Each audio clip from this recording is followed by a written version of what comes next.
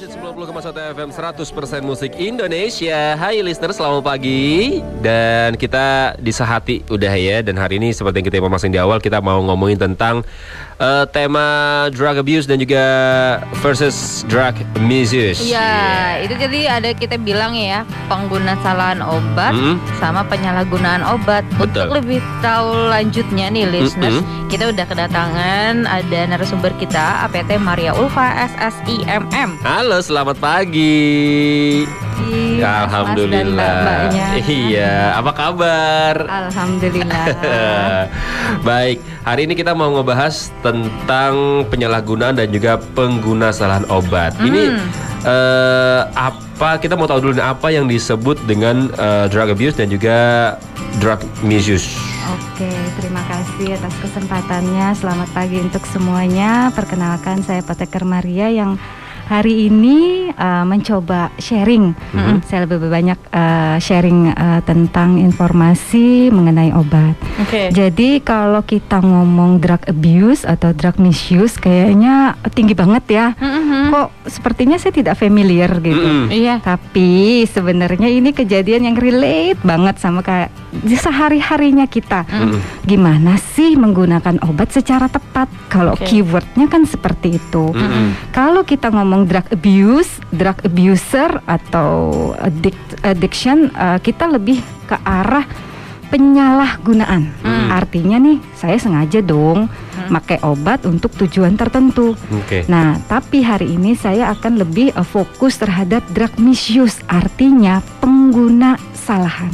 Pengguna salahan yang kadang kita nggak tahu atau nggak sengaja. Nah, ini yang menjadi fokus utama kami sebenarnya, di mana ketika penggunaan yang tidak tepat, akibatnya pengobatan menjadi tidak optimal, efek terapi susah untuk dicapai. Oh, ini mungkin kayak karena ketidaktahuan pasien gitu ya. Iya. Oke. Nah, perbedaan mendasarnya dari kedua ini? Kalau mendasarnya, kalau abuse sengaja dong. Iya. Misuse kurang sengaja atau kurang paham. Edukasinya nggak ada. Yes. Oh. Edukasinya nggak ada atau dia nggak mau tahu informasinya. Kayak bisa aja. Tahu, gitu. cuma nggak mendalam. Iya. Mungkin seperti Bisa. itu. Bisa. Oh, seperti itu bedanya. Karena ini kan kalau dilihat ternyata cukup berbeda ya. Pasti. Ya Bu ya. Nah, untuk mengenali drug abuse dan drug misuse ini tuh gimana?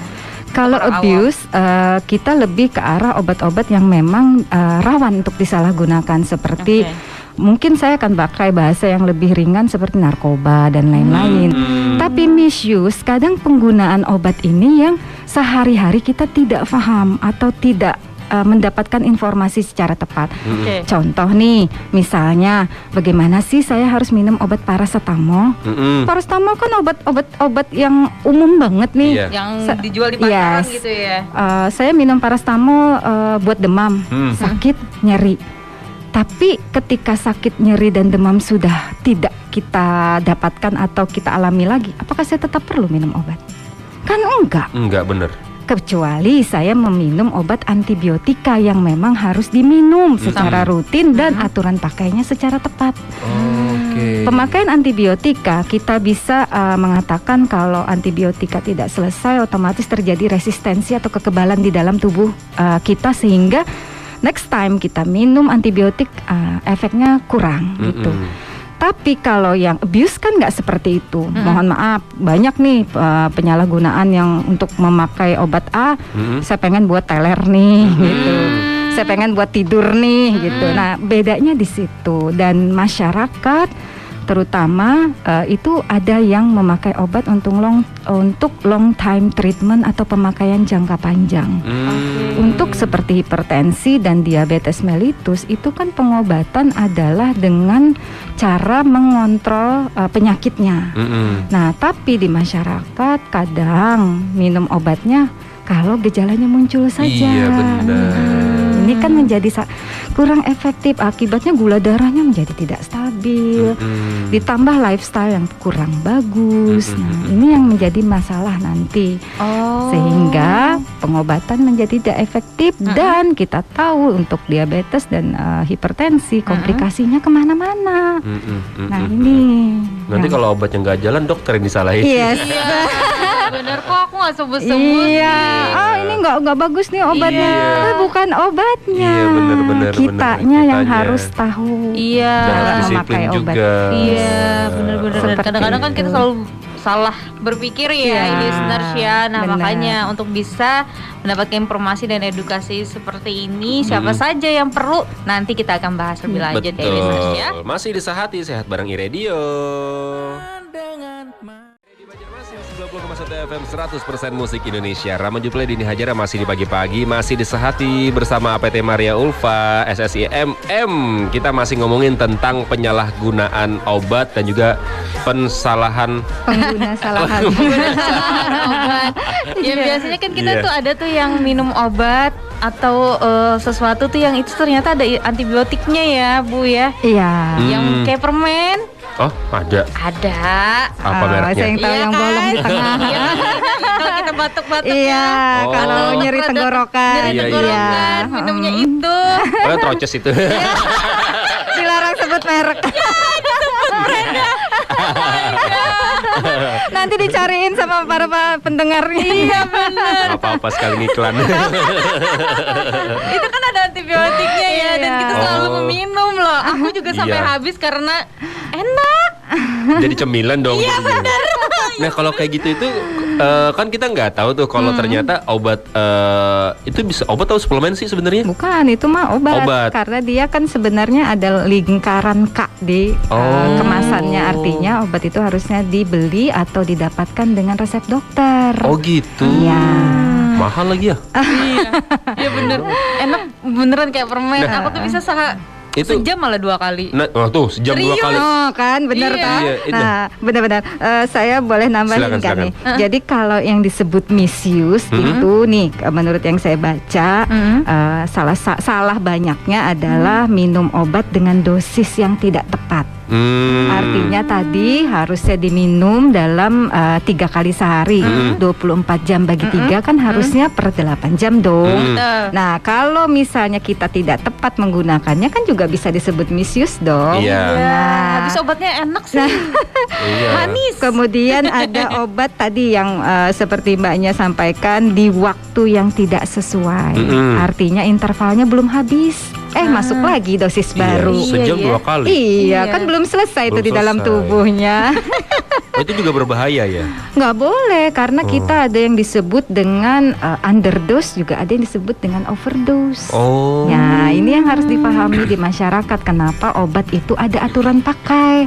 Ibaratnya obat masuk dulu, diserap dulu di badan, kemudian memberikan reaksi, baru habis. Ini masih kerja, udah masuk lagi Iya pasukan baru. benar. Nah, Ibaratnya siang sama sip malam. Iya, Iya. benar sekali. Ada Belum 3 kelar. shift nih. Iya, benar, 3 tiba-tiba shift. temennya udah masuk aja, Iya. double kerja. Benar, benar, Kemudian benar. ada juga terlupa minum obat yang harus dikonsumsi secara rutin. Oke. Ini yang bahayanya kalau yang tadi saya sebutkan seperti long time treatment, mungkin seperti diabetes mellitus, obat DM, obat hipertensi, atau obat untuk pengobatan TB yang 6 bulan berturut, 6 bulan.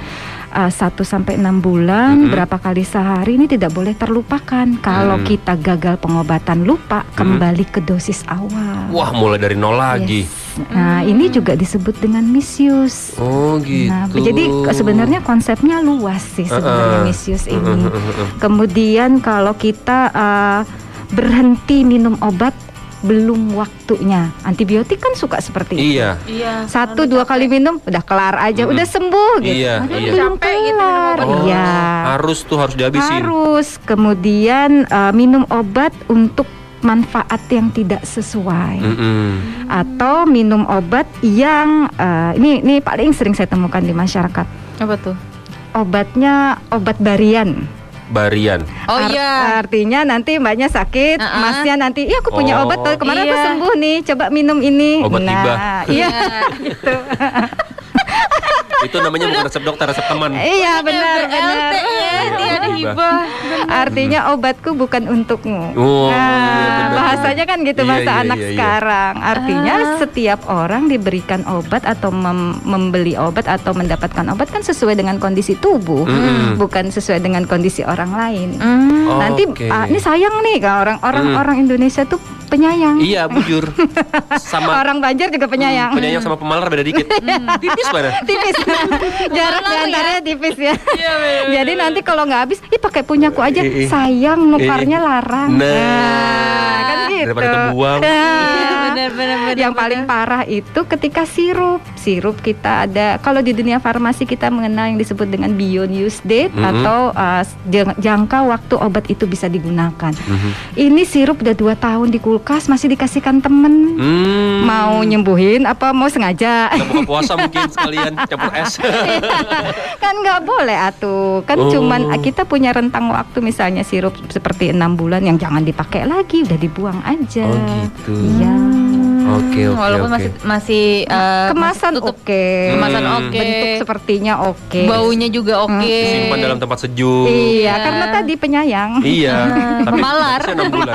Memang rata-rata kalau obat 6 bulan aja. Masing-masing. Kalau udah dibuka? Masing-masing. Kalau beyond use date setiap obat itu beda-beda. Ada yang 3 bulan, ada yang 4 bulan, ada yang 6 bulan. Tergantung sediaan. Oke. Kalau ngomongin beyond use date nih bisa sampai subuh.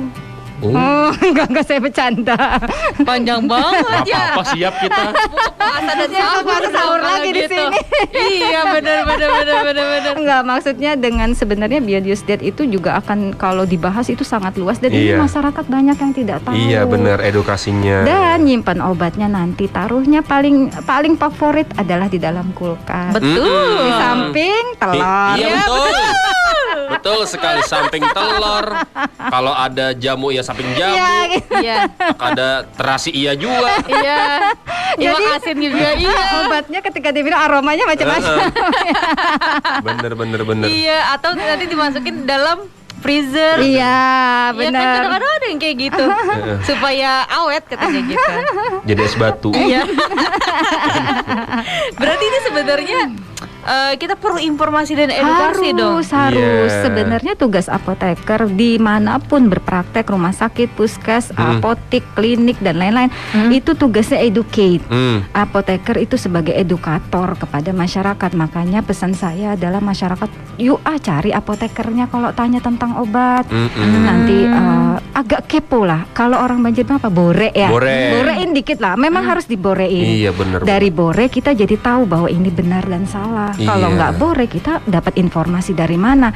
Karena masyarakat sukanya nih dapatkan informasi dari internet. Iya. Kalau source-nya atau sumbernya jelas dan benar. Kalau nggak salahnya berjamaah. Kan sayang gitu. Atau dari keluarga yang lain. Iya.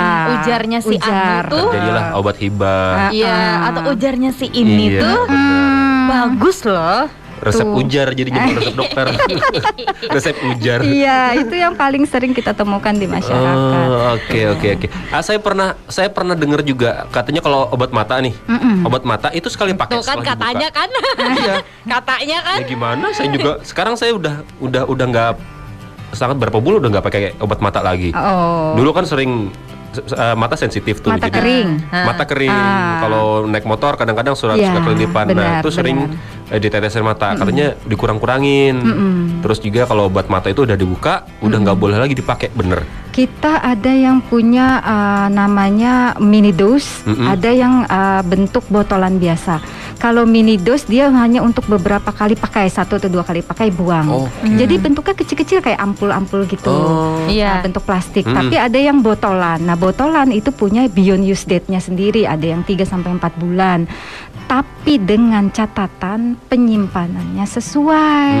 Kalau tadi obat mata taruh kulkas, ya otomatis kan dia tidak di tempat yang benar. Ya berarti efek obatnya akan berkurang. Seperti itu. Jadi ketika kita teteskan mungkin kok lambat ya reaksinya. Nah, sebenarnya lebih ke arah penyimpanan yang tidak pas. Kalau di dunia farmasi kita kenal dengan nama dagu sibu, dapatkan, gunakan, simpan dan buang. Ini semua berhubungan dengan efektivitas obat yang akan nanti kita gunakan, karena tadi orang Indonesia sungguh sangat penyayang. Nanti kalau taruh di mana, akhirnya ketika minumnya kok nggak ada reaksinya ya, kok tidak ngaruh ya, ternyata salah nyimpan obat berhubungan sama efek dari obatnya itu sendiri. Itu berarti ujar yang kalau misalnya kita udah buka obat mata tadi itu bisa rusak atau nggak usah dipakai lagi, itu belum tentu semuanya sama. Jadi ada yang kalau single dose atau yang mini dose itu 1-2 kali pakai boleh buang, ada yang masih bisa kita simpan. Ini juga nyimpan jangan di kulkas, jangan dekat kompor, jangan dekat atau di atasnya kulkas juga, karena kan dia panas. Tuh. Samping TV, samping microwave. Di situ lagi. Kan itu kan penyimpanan yang paling umum ya. Gimana dong? Saya pernah pakai obat mata yang cool itu, yang dingin itu, saya simpan dalam kulkas. Ditetesin, wah sembriwing mata saya. Wah langsung disco. Tapi seger ya kan? Seger, tapi dinginnya itu nampol ya. Masa depan cerah langsung. Saya pengen dong ya itu. Boleh nanti saya cobain. Tapi jangan cobain loh. Ini nanti tiba-tiba listener mencoba berjamaah loh. Jangan jadi tiru, karena saya nggak tahu ternyata ada ketentuan dan juga aturan-aturan di taati untuk penggunaan obat mata. Dan yang disebutkan tadi semuanya kita melakukan. Tadi apa di dalam kulkas? Di atas kulkas nggak boleh. Nggak boleh. Samping kompor, samping microwave, samping TV, karena kan suhunya panas tuh. Oh, saya samping TV juga. Nah, pakai rak gitu kan. Jadi enak taruhnya gitu loh. Ternyata nggak boleh juga. Makanya kita punya yang disebut dengan kotak penyimpanan obat. Kotak penyimpanan obat pun harus rajin disidak. Disidak dalam artian per 3 bulan, per 4 bulan. Ini udah expired belum? Iya benar. Terus bentuknya udah kelihatan aneh belum? Iya benar. Karena kalau sirup kan kita taruh situ kadang suka pecah-pecah misalnya. Itu memang tugasnya kita. Makanya apoteker di sini adalah gunanya memberikan informasi itu. Makanya kami hadir di sini juga sama Stikes ISPI adalah agar masyarakat ini tercerahkan dengan informasi seperti ini, karena kami merasa dengan melalui radio, melalui tanpa ruang batas dan waktu, ini informasi akan lebih cepat diakses. Lebih baik kami dong yang memberikan informasi gitu, daripada nanti dapat informasi yang nggak jelas dari ujar acil, ujar amang, ujar grup anak keluarga. Iya, ini grup keluarga paling parah biasanya tuh, suka forward. Tuh, Ram. Saya sudah nggak mau lagi pakai WhatsApp setelah ini. Lockout WhatsApp. Tapi Facebook merajalela. Sama aja dong. Tapi tetap percaya ujar acil. Samimon. Oke, listeners, ini tambah seru ya kita ngebahas ini, dan ternyata ini adalah kebiasaan kita yang buruk. Ya benar, tentang penggunaan obat ya. Nah, setelah ini kita akan tanya lagi dari manakah kita bisa mendapatkan informasi mengenai hal-hal bagaimana cara menggunakan obat yang baik atau dan benar. Seperti apa yang diinformasikan tadi, bahwa tata letaknya, terus kemudian informasi terpercaya dari mana. Betul. Setelah ini kita akan lanjutkan lagi ya. Masih 90,1 FM 100% musik Indonesia. Masih bersama dengan Stikes ISPI dan ada APT Maria Ulfa SSIMM. Jadi ini kita bahas dengan ibu ini kalau ngebahas tentang penyalahgunaan obat, terus pensalahgunaan ya. Pengguna salahan benar.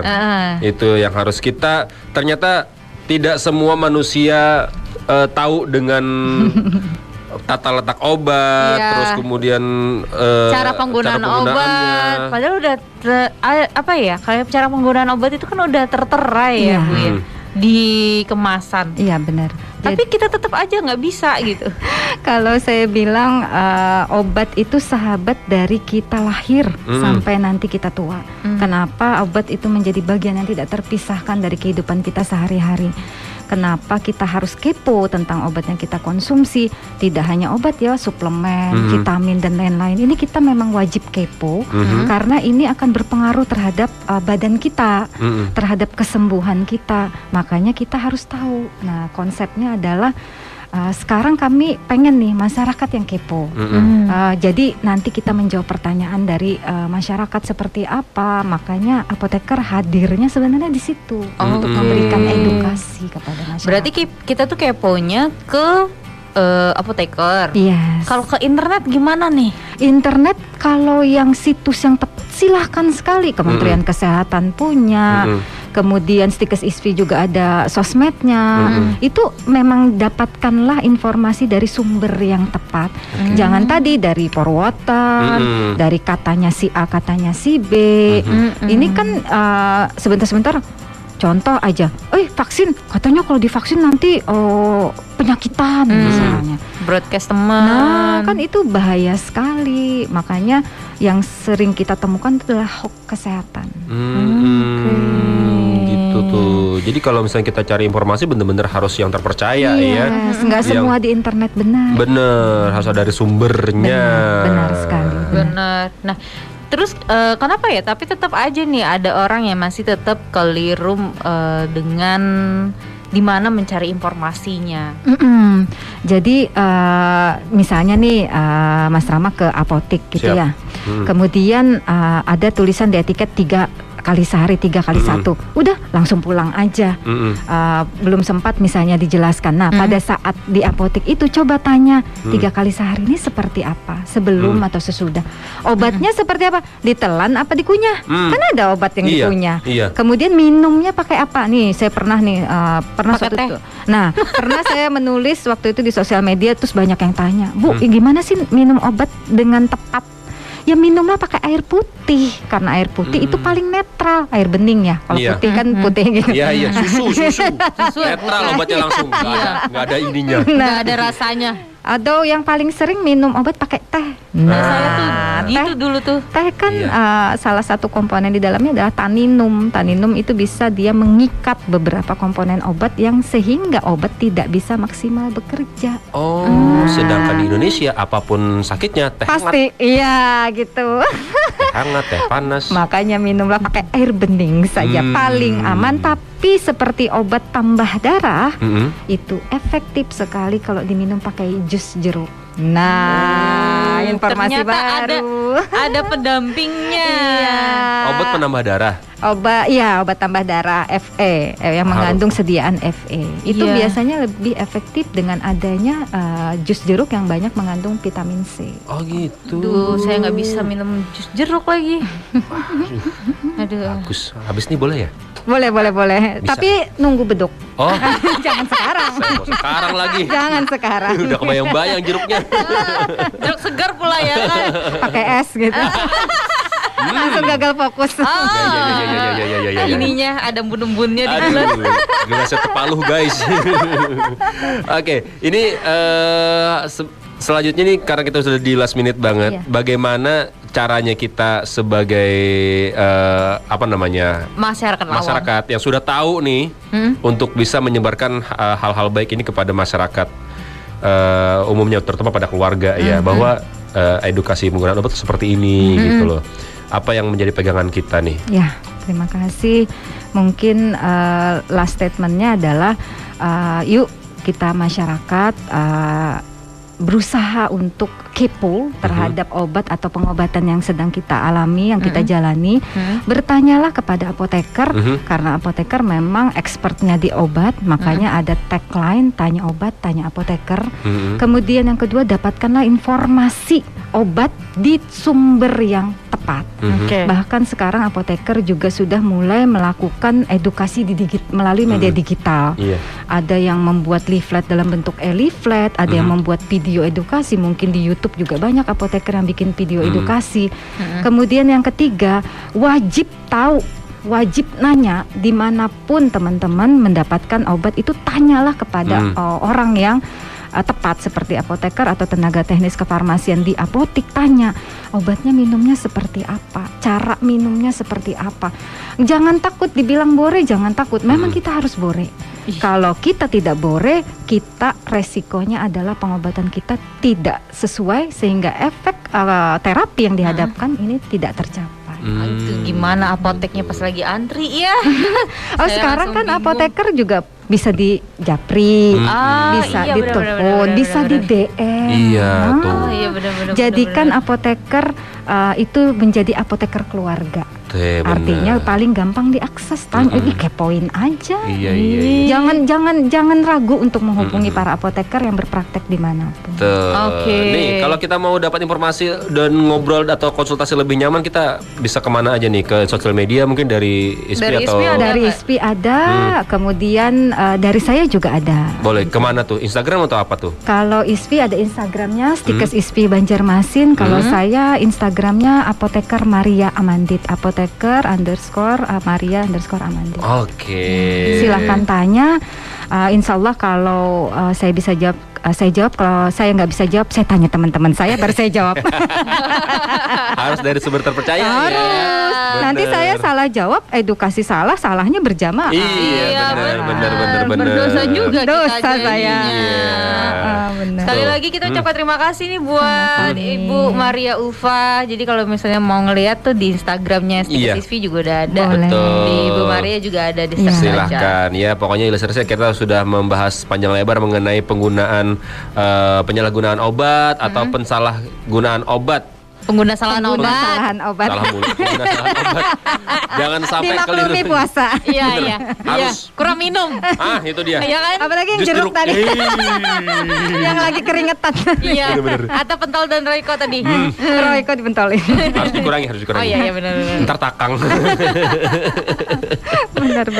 Yaudah, kita ucapin terima kasih sekali Sami-sami. lagi untuk Stikes ISPI dan semoga sehat terus. Amin. Puasanya Amin, ya lancar. Rabbal alamin. Ntar kalau ada informasi lagi silakan datang lagi. Siap, Yeah. insya Allah kami dari Stikes ISPI juga sangat berterima kasih atas kesempatan yang diberikan. Semoga apa yang kami sampaikan hari ini bisa memberikan pencerahan Amin. dan memberikan manfaat untuk semuanya. Amin. Amin. Listeners, jangan kemana-mana, setelah ini kita akan ada kirim salam ya.